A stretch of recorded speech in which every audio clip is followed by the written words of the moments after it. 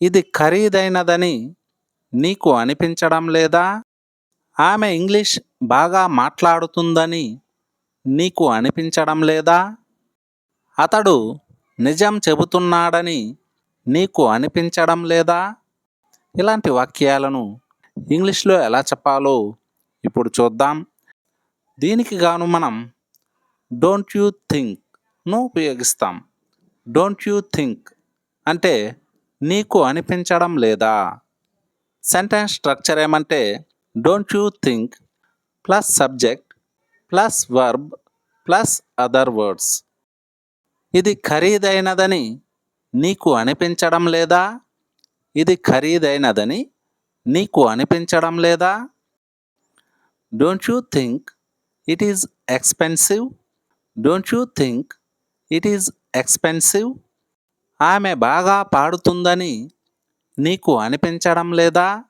ఆమె బాగా పాడుతుందని నీకు అనిపించడం లేదా? Don't you think she sings well? Don't you think she sings well?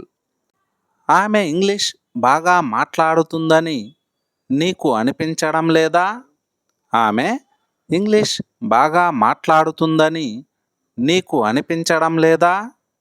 Don't you think she speaks English well? Don't you think she speaks English well?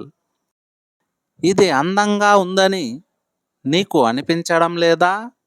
ఇది అందంగా ఉందని నీకు అనిపించడం లేదా? Don't you think this is beautiful? Don't you think this is beautiful? అతడు నిజం చెబుతున్నాడని నీకు అనిపించడం లేదా? అతడు నిజం చెబుతున్నాడని నీకు అనిపించడం లేదా? దీన్ని ఇంగ్లీష్లో ఎలా చెప్పాలో కామెంట్ సెక్షన్లో కామెంట్ చేయండి.